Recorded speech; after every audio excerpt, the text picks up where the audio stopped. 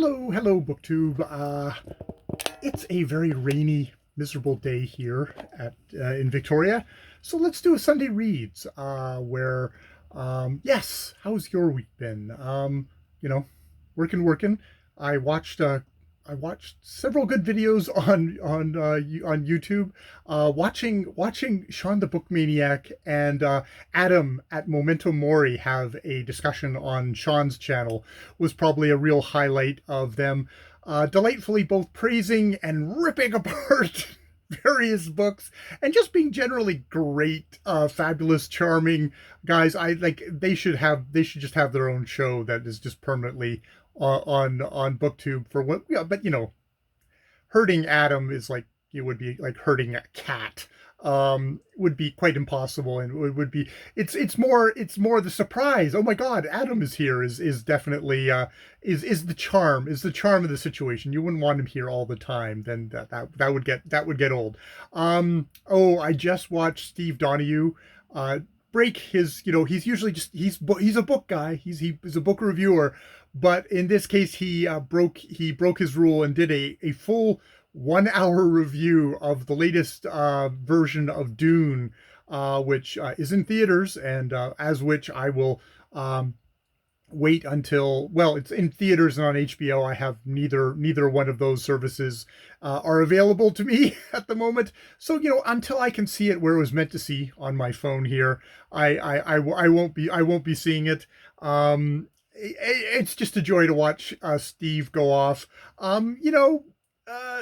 Methodically, maybe not all the time completely fairly, but with his very much his own point of view on stuff. That's always a joy. And I'm somebody who's like, oh, I'm not probably going to see this movie for like a year or two until it finally kind of comes out in something where I can just kind of roll over and have it.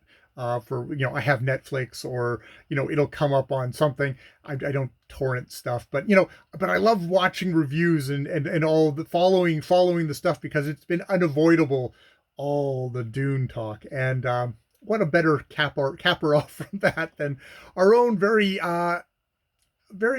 particular point of view from Steve Donahue, who loves the book. And indeed, warnings, he does spend the start of his review recounting the entire book. So he's not one of those movie reviewers that's like, oh, there might be slight spoilers. No, he tells you the entire story of what sounds like is a fairly faithful adaptation of the book right off the bat, and then proceeds to mock the film for only telling like about a third of the story, or and wasting lots of time. It's always fun to see Steve go off on stuff. So that was joyful. Now with all that kind of media stuff out of the way, let me go to the books that I've read this week and am reading. I think I told you about, I was reading The Willows by Algernon Blackwood, which I've got amazing reflection on. Okay, that's better. Algernon Blackwood, The Willows, which is it's a 1907 work of the weird and of the horror, it's a novella, and I read that fairly quickly out loud to myself, very much kind of capturing that kind of the dread of nature, which I grew up in like the interior of BC. I mean, it's Kelowna, the Okanagan Valley, so very bucolic. But like 30 years ago, I could walk for like about an hour one way, and you'd find yourself just out in the middle of nowhere with nobody around. And there is a kind of a sense of just kind of the overpowering giantness of nature, of the world, that you kind of become aware of, and how insignificant you are a part of that. And this story did do a good job of capturing that. It definitely reminded me of sort of some of the kind of the old classic, like 1930s, 40s kind of classic radio plays where, people are going mad. Are they going mad, or is there actually stuff out there that is coming to get me? And that kind of dramatic kind of like I could see this being someone really killing, adapting this to a radio play. I wouldn't be surprised if it had been. So it maybe doesn't rise to the purple greatness of some of the pulp masters that would be heavily influenced by him. But yeah, I really enjoyed that. Um, Kind of to really switch things. Let's go to the next thing that I listened to as an audiobook, narrated by the author, was a political memoir by a Canadian politician, I guess maybe former politician. You'll never know. It's Indian in the Cabinet by Jody Wilson-Raybould, which, if you are a Canadian or someone who had passing familiarity with Canadian politics the last while, you will know that she, as the Justice Minister, she's now very former Justice Minister, former Attorney General, former member of the ruling Liberal Party. She was caught up in the SNC Lavalin affair, which was the government, the PM, our beloved Justin Trudeau, that pinup boy for social media, him and his people pressuring Jody Wilson-Raybould to subvert the justice system and get a deferred prosecution deal for a very large engineering and project management company, SNC Lavalin, which has been indicated in multiple scandals. This one had to do with bribing officials in Libya at the time when it was Muammar Gaddafi, and I think Muammar's son was one of the key ones that was getting a lot of the kickbacks here, and they're getting prosecuted for that. And I think it's I can't remember where it's wended through on the thing, but be as it may, the PM government really didn't want to lose. This was a very big employer, did not want to lose the jobs for this. And was desperate because it's hunting to get to increase its hegemony. At this point, the Liberals were a majority, held the majority of seats in our parliament, and were heavily pressuring her to,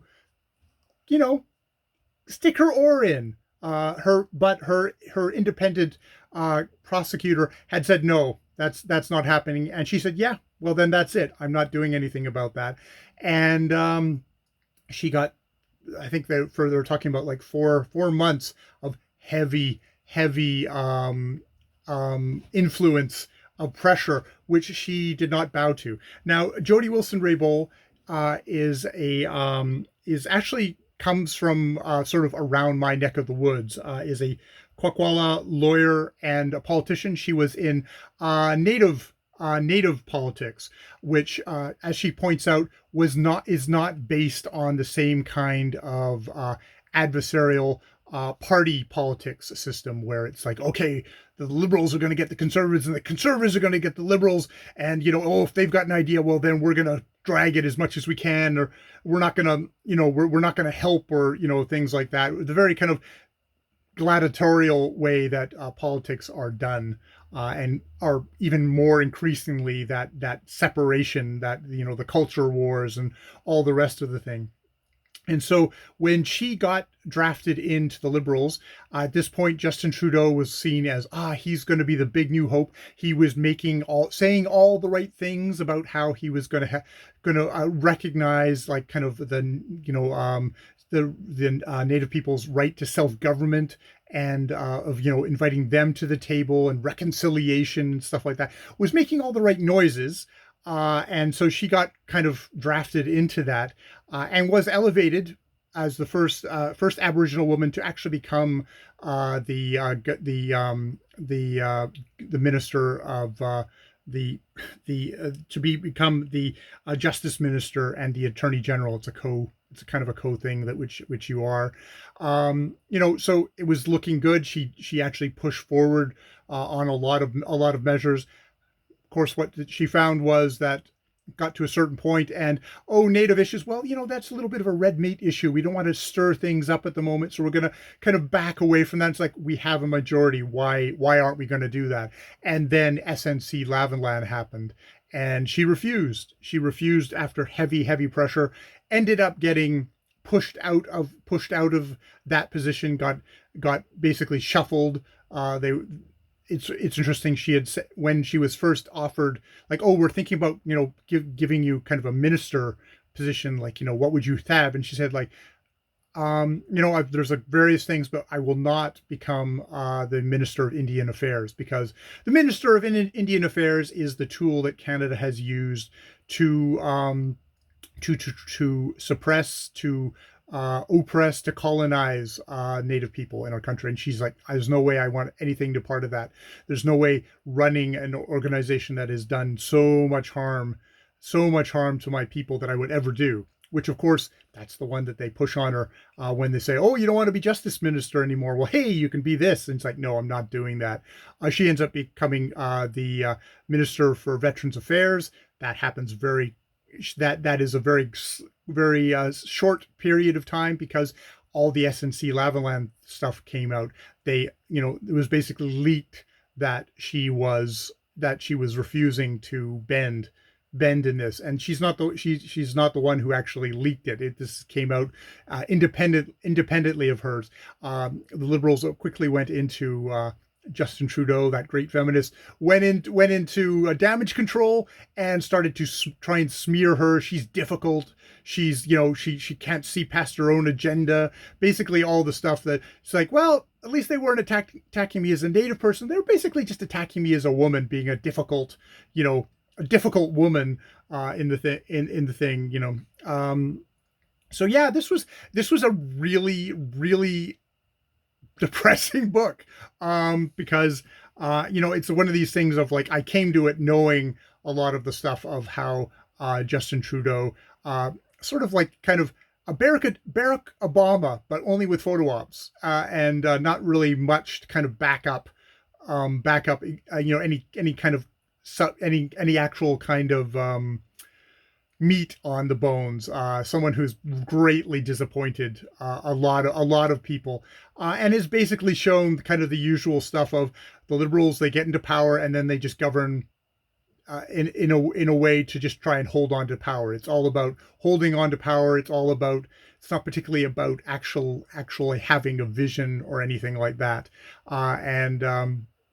If you can say stuff about Jody Wilson-Raybould, it's like, you really weren't a politician and you really didn't know what you were getting into. And I can see why you clash so badly with this culture.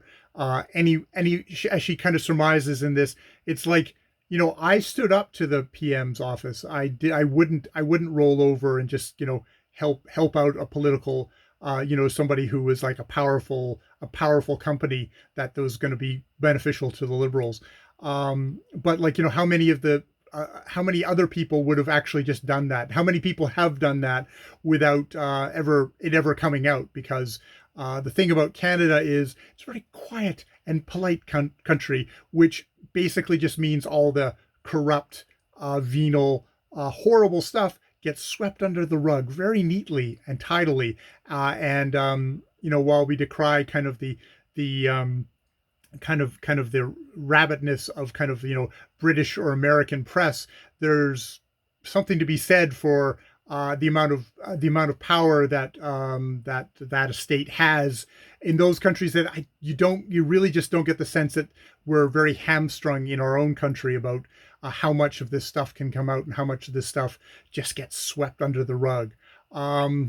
If there's the one thing I do come away from this book thinking, well, that's a positive, is that there is people like Jody Wilson-Raybould who are in Canada and possibly, under some miracle might actually be able to push for change. Unfortunately, she has been banished to the very outreaches of, she got kicked out of the Liberal caucus. She ran as an independent once and actually did win. The woman who got booted out with her, who actually I think resigned with her, did not make it in even once. And she's, in the end of the day, she kind of she stepped down because, if she was very hamstrung as a minister, basically given all her walking papers by the PM's office, all her talking points, anything that was actually going to get done had to kind of go through the PM's office. So extremely centralized service, centralized system, which, you know, that is at the discretion of the PM. That didn't have to be that way, but you sense the kind of the squandering of a lot of talent in the country, all to basically lock everything down, to control everything, to hold on to power. Yeah, so not a happy book in the end, but a really interesting one. You know, Raybould has a lot to say about how she was treated in Ottawa. Has a lot of resonance with how Native people in general have been treated in Canada, and indeed, you know, speaking truth to power. All right, I'm sorry. I just it's a book that I'm still really kind of thinking about and processing. So I will leave it there. So that's what I finished this week. I'm continuing on with Trollope by Victoria Glendinning, Anthony Trollope. You know, he is struggling as a post office clerk who gets in late, is rumpled, does not get along with his superiors, who think he's quite the loser. It's fascinating reading about his mother, continuing to read about his mother, Frances Milton Trollope, who is quite a successful novelist. Was not popular with the Americans with her first book, which was an account of her travels in the United States.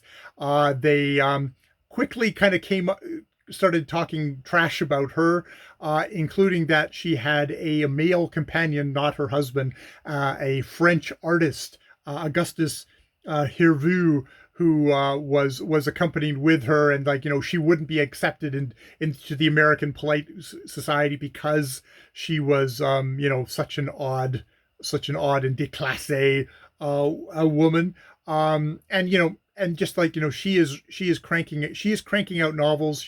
She's doing a lot of the work while her Trollope's father is slowly dying.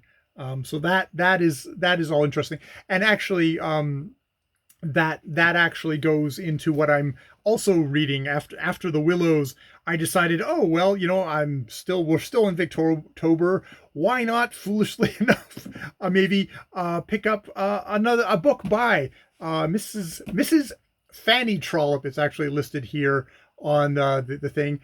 This is The Life of Michael Armstrong, the factory boy, which is talking all about a factory boy who, due to kind of a flirtation that his really sadistic asshole factory owner, Sir Matthew Dowling, is having with a lady in the thing, he gets adopted by him for the most kind of calculating and venal reasons, and we're just shown how horrible the people are to poor little Michael, who's got a brother who is basically on death's door, still working in the factory, and an invalid mother as well, who at the start of the thing they say, like, oh well, let's pretend we're going to get her thrown out of her house and tossed into the poorhouse, so then we can swoop in as the great beneficence of Sir Matthew, to show how great and wonderful I am. But it's all shown,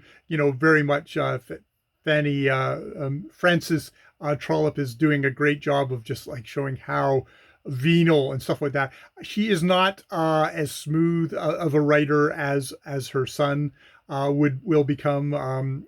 There's a lot of circumlocution in this thing as I'm just sort of reading it out loud. It's like, it's just a little bit of that, but it's actually fairly affecting. And I'm really despising, I think, all the people I'm supposed to despise. I'm actually, other than Michael and his mother, so far, there's not very many people that are particularly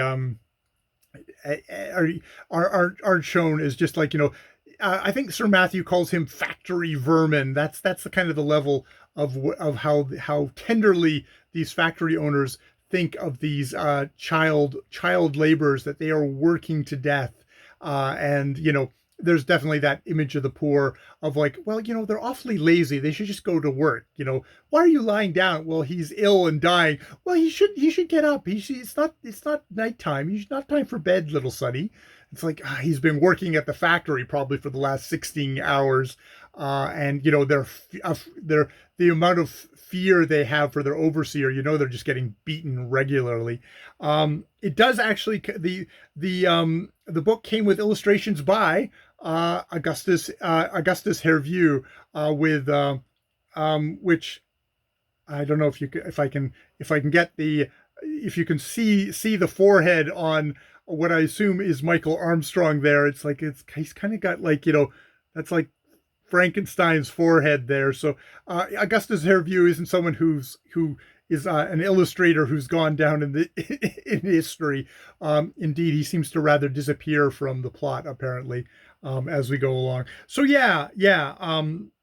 I'm about 5 chapters into that, but am enjoying myself. It's apparently the first industrial novel of the time of using a novel to expose the horrors of industrial England. She also wrote books on like anti-slavery, also anti-Catholic books as well. So probably not all super positive. You definitely get the sense that she is somebody who is a conservative. She's not like the opening preface to the book says that Michael Armstrong was supposed to have 2 parts, and that the first part was going to be him as a child, and then the second part was going to be him as an adult working for change. But apparently there'd been a lot of violent rabble rousing from probably dangerous socialists and radicals, and that so offended her that she said, no, I'm not going to do a second part, because I would no way would want to actually want to condone violence, or actually people getting so pissed off they took the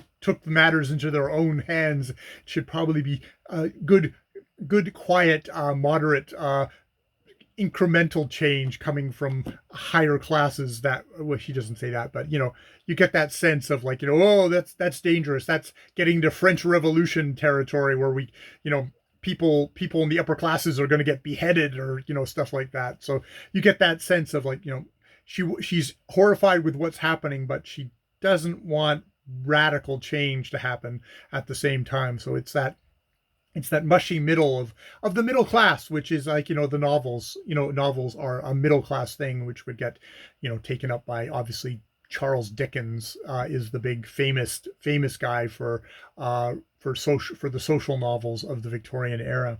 So yeah. And then, as a complete change of pace, I decided to pick up on audio Space Opera by Catherynne M. Valente, which that's bold. That's bold right there. You're going to name your novel, your science fiction novel, Space Opera, which is a whole genre of basically space warfare and violence and romance and stuff like that, which it's most definitely a complete takedown of. So I guess if you're gonna announce yourself well. I avoided this. It's a 2018 novel, which I avoided because it got talked a lot about as sort of like, oh, Douglas Adams crossed with blah blah blah, which I find I really love Douglas Adams' Hitchhiker's Guide to the Galaxy. I don't know. Maybe he's the best of it, or maybe he's just the guy that, like, when I was a young teen, I imprinted upon. But I find people who try and kind of imitate him really great on my nerves, and I don't like it. But I was looking for something light, and I thought, okay, what the heck, I'd give it a chance.